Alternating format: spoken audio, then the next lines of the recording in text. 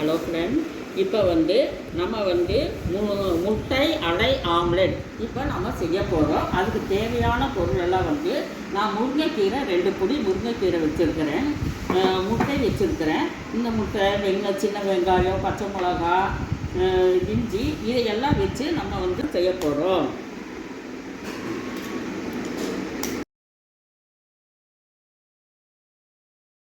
முருங்கைக்கீரையை மேலாப்பில் முருங்கைக்கீரை தூவணும், பச்சை மிளகாய் இருக்குது, பச்சை மிளகா தூவணும், வெங்காயம் தூவணும். மறுபடியும் முட்டையை உடச்சி ஊற்றி 1/4 ஸ்பூன் உப்பு மேலே தூவிட்டுக்கலாம். தூவிட்டு நம்ம இதையே நல்லா பரட்டி விடணும். மறுபடியும் வெங்காயம், சின்ன வெங்காயத்தை நம்ம தூவி விட்டுக்கலாம். முருங்கைக்கீரையை மேலால் தூவி விட்டுக்கலாம். முருங்கைக்கீரையை மறுபடியும் முட்டையின்னா 2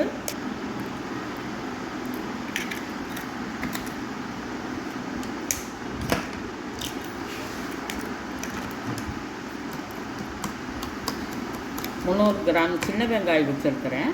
அதையும் சேர்த்து நம்ம சின்ன வெங்காயம், பச்சை மிளகா, இஞ்சி 2 துண்டு இஞ்சி எல்லாத்தையும் சேர்த்து நம்ம தூவி விட்டுக்கலாம்.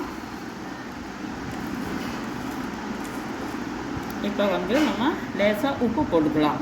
அப்போது ஒரு 1/4 ஸ்பூனு, இப்போ ஒரு 1/4 ஸ்பூனு உப்பு போட்டு நல்லா அமுக்கி விட்டுட்டு, இப்போ நம்ம இட்லி பானையில் நம்ம போட்டாச்சு. இஞ்சி, சின்ன வெங்காயம் எல்லாம் போட்டாச்சு. இது எண்ணெய் இல்லாத நம்ம முட்டை அடை ஆம்லெட்டு இட்லி பானையில் நம்ம வைக்க போகிறோம். இதை வச்சுட்டு ஒரு 10 நிமிஷம் கழித்து நம்ம எடுத்து பார்த்தோம்னா முட்டை அடை ஆம்லெட் வந்துடும் நம்மளுக்கு. இப்போ நம்ம வெந்துருச்சா அப்படின்னு சொல்லிட்டு நம்ம இப்போ பார்ப்போம்.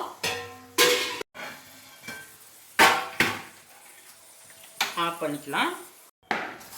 சூப்பராக வெந்துருச்சு. இப்போ நம்ம இதுக்கு நம்ம ஆயிலே இல்லாத நம்ம முட்டை அடை ஆம்லெட்டு நம்ம எடுக்க போகிறோம்.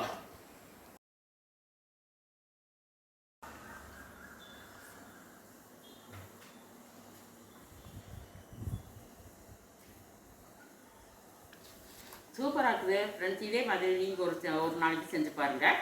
பை.